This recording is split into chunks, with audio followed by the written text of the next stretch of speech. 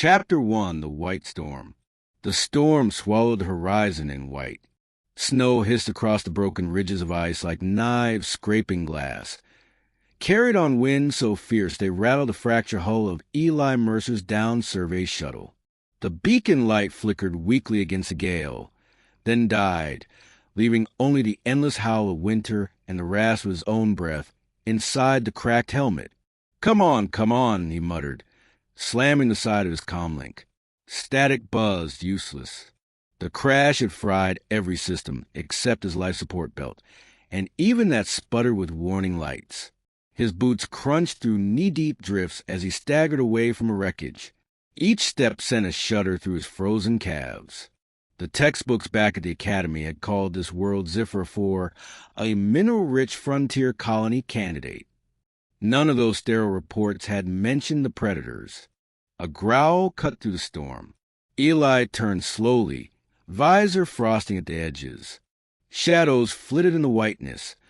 Low to the ground, sinewy, too many legs. Then eyes, blue as plasma, blinked open in the dark. Snow wolves, he whispered, throat tight. They emerged like ghosts, 6 of them, pelts blending seamlessly into the drifts, jaws lined with translucent teeth that glowed faintly from bioluminescence. Eli yanked the survival knife from his belt. It looked pitiful against creatures bred by millennia of frozen hunting grounds. The pack circled, paused silent in the snow.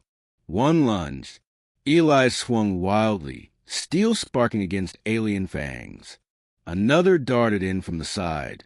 He stumbled, breath fogging, knife shaking. For the first time since leaving Earth, he felt a certainty of death so absolute it was strangely calm. Then a whistle split the air. High-pitched, sharp, something small and fast darted into the fray. A figure, slender, barely up to Eli's shoulder, slid across the ice with the grace of a dancer. Twin spears tipped with shimmering crystal whirled, striking with precision. A wolf yelped as a dart buried itself in its flank, oozing green smoke where it hit.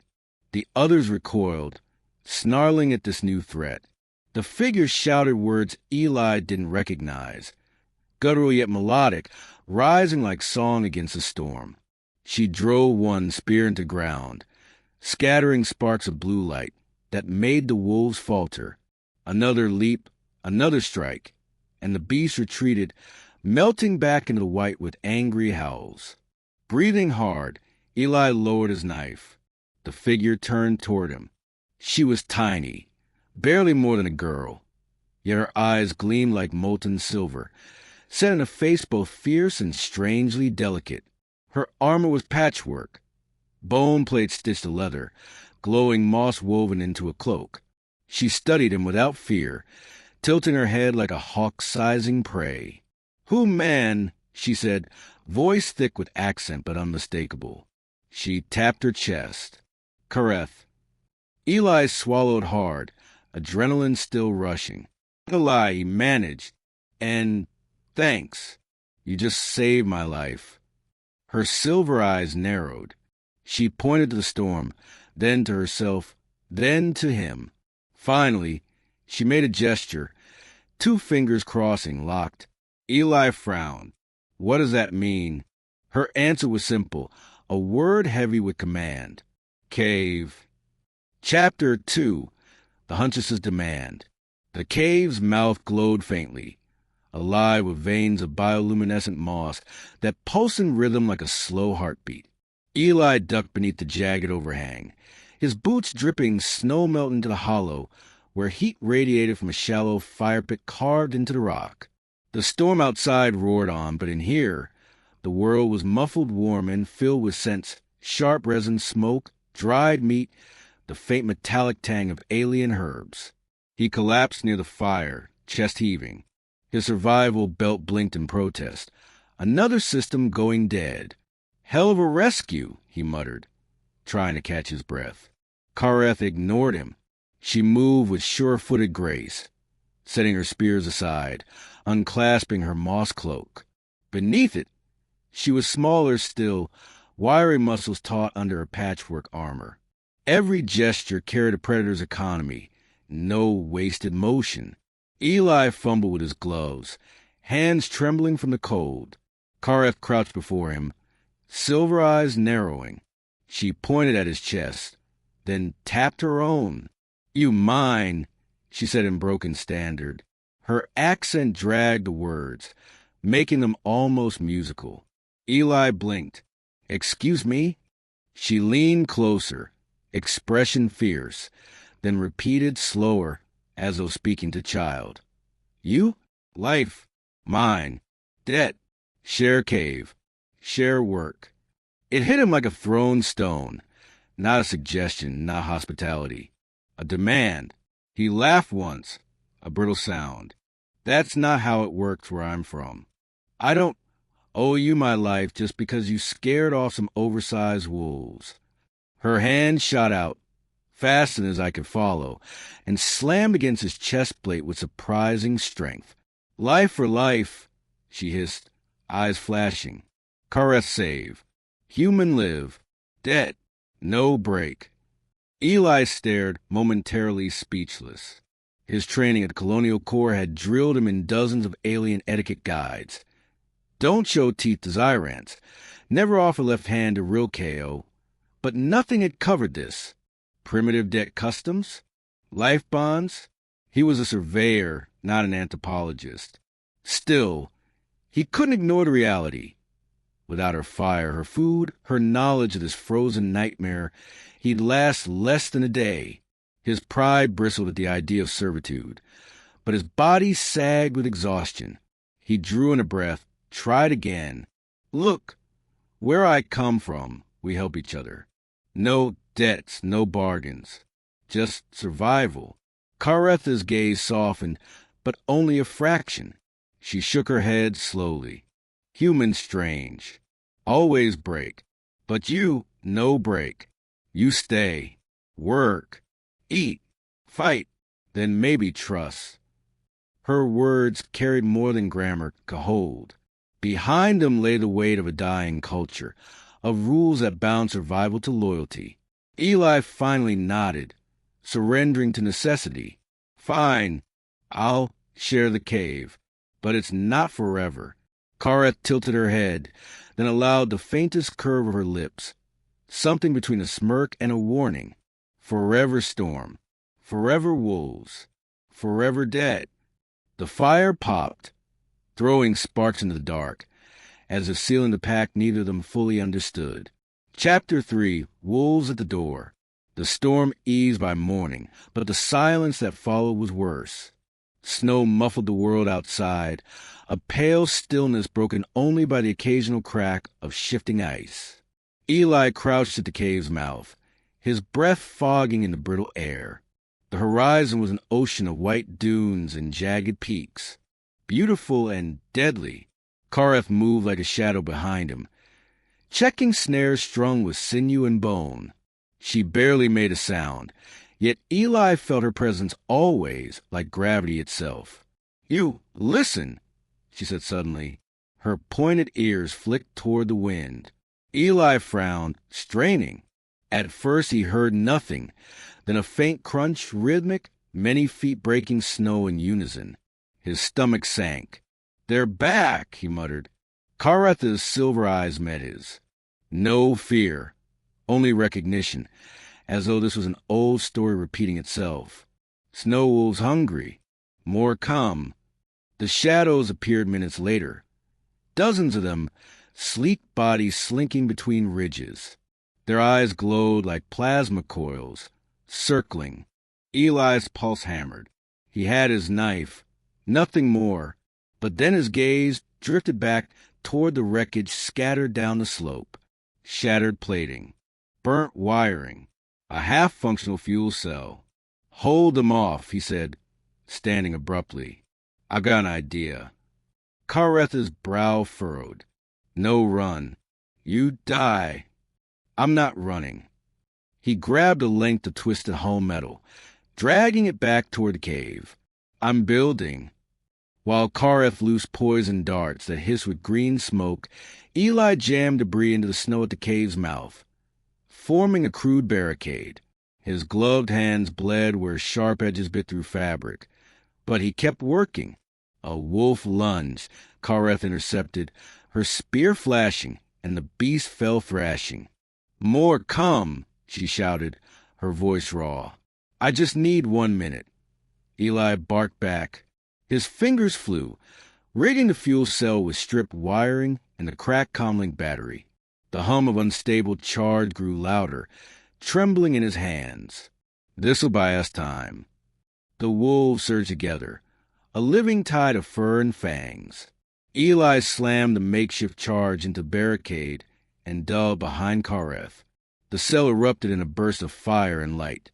Snow exploding outward, wolves scattering with howls of pain and terror.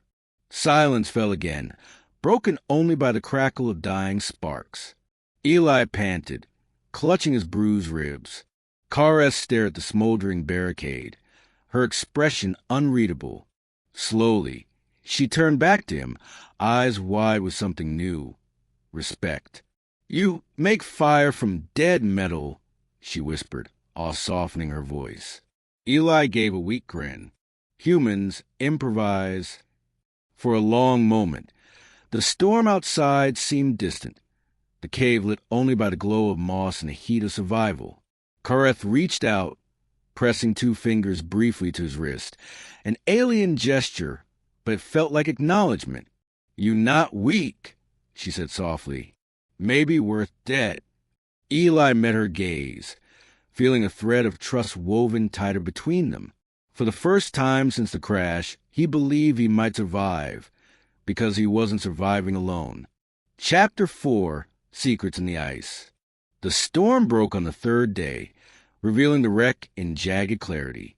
The shuttle's hull lay half buried in a glacier, its twisted metal gleaming under weak sunlight. Steam still rose from ruptured conduits, frosting into strange crystalline patterns. Eli trudged toward it with Kareth close behind, her breath misting in steady puffs, her silver eyes narrowing at every creak of the ice. "We take metal." "Useful," she said, gesturing with her spear. Eli nodded, already scanning the wreckage. He knew the protocols: recover black boxes, salvage supplies, bury evidence if locals might find it. But when Kara slipped through a jagged tear in the hull, he froze. She moved with uncanny precision, like the shuttle itself was a forest she knew by scent. Her shout came a moment later, sharp, accusing. Eli squeezed through the gap, heart pounding. Inside, the dim light flickered over crates stenciled with corporate seals. Not survival kits, not exploration gear. Survey drones, sleek, beetle-like machines with claws designed for mineral extraction. Some were still intact, their optics glowing faintly in standby mode. Kara stood over one, spear leveled, her face carved from stone. "These hunters," she spat, struggling for words in his tongue. "They take all. Sacred ice gone." Eli's throat tightened. The truth hit him like the cold itself. Zifrafur wasn't just another resource candidate. The Corps had planned exploitation, stripping land without warning to its people. And here he was, carrying their colors. "It's not what it looks like," he said weakly, though his voice lacked conviction. Her gaze burned into him, a predator's stare. "You lie. I didn't know." He raised his hands, palms open. "I thought this was a survey. Mapping terrain, cataloging samples. I swear, Kareth, I didn't sign up to steal your home." Her spear twitched closer, the tip hovering a breath from his chest. For a heartbeat, Eli thought she would drive it through, ending both his life and the fragile bond they'd built. "You were mark of thieves," she said, voice low. He swallowed hard, shame heavy on his tongue. "Then let me prove I'm not one of them. I'll help you destroy these. All of them. No human hands will touch your sacred ice if I can stop it." The cave's silence stretched between them, broken only by the faint hum of dormant drones. At last, Kareth lowered her spear, though her eyes never softened. "You break bond, I kill you," she said flatly. Eli nodded, heart pounding. Fair enough. He knelt beside the nearest drone, pulling a shard of hull plating free. The metal screeched as he pried the casing open, sparks spitting into the dark. For the first time since the crash, Eli wasn't working to survive. He was choosing sides. And when Kareth finally crouched beside him to help, their shoulders brushing in the dim light, he knew which side he'd chosen. Chapter 5. The cave becomes home. Nights on Zifraf were stretched longer than Earth's. The darkness outside the cave thick and endless. Inside, the fire glowed low, licking at resin logs, casting orange light that turned the stone walls into a shifting mural. Snow wolves howled somewhere in the distance, their cries carried by the wind. But for once Eli didn't flinch. The cave had become a fortress, and, strangely, a home. Kara sat cross-legged across from him, sharpening her crystal-tipped spear with rhythmic strokes. Sparks flared each time stone kissed stone. Eli leaned back against the wall, his body wrapped in salvaged thermal blankets patched with her furs. He still couldn't decide if he felt like a guest, a prisoner, or something in between. You tell story, Kara said suddenly, her gaze fixed on the spear's edge. Eli blinked. A story. Her silver eyes lifted, unblinking. Your world. Sun place. Not ice. He smiled faintly. He hadn't thought of Earth in days. We had oceans, vast water, bigger than you can imagine, waves that never ended, rolling under skies so bright it hurt your eyes, warm winds, salt in the air. You'd never need a cave to survive. Karetha's hand stilled. She tilted her head, ears twitching like she was trying to catch the sound of his words. Oceans, she repeated softly, as though the word itself was sacred. We had many long ago. Ice ate them, left only cold. The fire popped between them. Eli watched her, noticing the faint tremor in her voice. She was strong, fierce in battle, relentless against wolves, but loneliness threaded her every word. Is that why you hunt alone? He asked gently. Her jaw tightened. Tribe, few, we scatter. My mate choice die in last raid. Others see me, too small, too weak, alone. The words hung heavy in the cave. Eli's chest tightened. She wasn't just a huntress. She was a survivor, carrying the weight of a dying people. You're not weak, he said. You saved me, more than once. Kareth looked at him then, really looked. The flicker of the fire caught her eyes, making them seem molten alive. She reached across the small space and pressed 2 fingers briefly against his forearm, the same gesture she'd used after the battle. But this time, her touch lingered. Human strange, she murmured, but strong in ways I do not know. Eli swallowed, pulse quickening. He wanted to reach back, to take her hand, but hesitated. Instead, he shifted closer to the fire, their shoulders almost touching now. The wolves howled again, but softer, fading into the distance. In the silence that followed, Eli realized he no longer dreaded the endless night. With Kareth beside him, the cave was no longer just shelter. It was becoming something neither of them had expected, something worth fighting for. Chapter 6. Fire in the Snow. The howls came first, dozens of them, rolling across the frozen ridges like war drums. Eli shot upright from where he'd been dozing, his hand instinctively reaching for the knife at his side. The fire in the cave guttered low, throwing shadows that twitched along the stone walls. Kareth was already on her feet, spear in hand, eyes narrowed. Not wolves alone, she said. Her ears twitched at a different sound. Heavy steps crunching snow, the rasp of bone armor shifting. Eli's stomach sank. The rival tribe. He remembered her words. Scattered clans, dwindling numbers. If they saw him as an intruder, they would kill him to prove strength, and perhaps kill her for sheltering him. The first wolf padded into view, its luminous eyes glaring. Behind it came hunters, taller than Kareth, cloaked in furs, weapons carved from crystal and bone. One pointed at Eli, barking guttural words. The meaning was clear: outsider, enemy. Kareth stepped in front of him, spear angled, her small frame a shield. "He mine," she growled in her own tongue. Eli's chest tightened. He knew what this looked like, a lone alien female, defying her own people for a stranger. The hunters advanced, wolves snarling at their feet. "Kareth," he said quickly, pulling at the wreckage-plating barricade. "If we hold here, they'll pin us. We need fire, real fire." Her eyes flicked to him, uncertain. "You have plan?" "Yeah," he said grimly, "but it's going to hurt." He grabbed the half-spent fuel cell he'd salvaged, wires sparking faintly. The last of his technology. He jammed it into the snow at the cave's mouth, pressing wires together until they hissed. A sharp hum rose, unstable, dangerous. The wolves lunged. Kareth met them head-on, a blur of motion, her spear singing against teeth and fur. Eli hurled a shard of hull metal into the snowpack, channeling the fuel cell's heat. The snow hissed, melted, then refroze into jagged spikes. Wolves crashed into it, yelping in pain. The rival hunters charged. Eli threw himself in front of Kareth, knife flashing.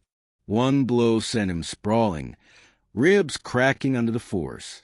But when another hunter raised a spear for the killing strike, Eli didn't move away. He lunged forward, shoving Kareth out of the path, taking the blow across his shoulder. Pain seared white-hot, but he held his ground. "Humans don't run," he gasped through clenched teeth. Kareth's cries split the air. She drove her spear through the hunter's chest, silver eyes blazing with fury. The others faltered, unnerved by the human's reckless defiance and her ferocity. The fuel cell wailed, seconds from rupture. Eli grabbed Kareth's wrist. "Now!" Together they dove behind the barricade as the cell detonated. Fire blooming across the snow. Wolves scattered, hunters fled, the night lit like dawn. The storm carried away their cries until only silence remained. Eli lay on his back, gasping, the wound on his shoulder burning. Kareth knelt beside him, pressing glowing moss into the injury, her hands trembling. "Full human," she whispered, voice raw. "You give life for me." He smiled weakly. "Guess we're even, then." She froze, then leaned closer, her silver eyes shimmering in the fire's afterglow. "No, not even. Bond now. Forever." Outside, dawn broke over the icy ridges. The beacon on Eli's belt flickered, alive again. Rescue was possible. Human voices would come. Ships would land. But Eli reached out and switched it off. The cave was warm. Kareth's hand was steady in his. For the first time, survival wasn't enough. He'd chosen more. The Starship hummed around them, engines a steady heartbeat in the silence of orbit. Through the viewport, Zifra forespun below, its glaciers glittering beneath alien constellations. The storm-scarred planet looked small from here, fragile against the sweep of the cosmos. Eli leaned against a railing, shoulders still stiff from battle, but alive. Kareth stood beside him, her reflection caught in the glass. Silver eyes wide at the sight of the stars, her small frame framed by neon streaks from a passing freighter. The city lights of the orbital station flickered in the distance. Markets, alien voices, promises of futures neither of them had known before. She reached for his hand, hesitant at first, then firm. "You choose me," she whispered. Eli turned, searching her gaze. "From the moment you pulled me out of the snow, it was never about survival. It was about you, for a long moment. Only the low thrum of artificial gravity filled the air." Then Kareth leaned closer, pressing her forehead lightly against his chest in the gesture of her people. Life for life, she murmured. Bond forever. Eli smiled, his voice steady, carrying all the weight of a promise. Not debt, not duty, love. The stars outside burned brighter, the ship's engines carrying them forward into the unknown. And as their hands tightened together, it was clear. The human gift wasn't strength or cunning. It was the choice to belong and to love, even on the edge of alien skies.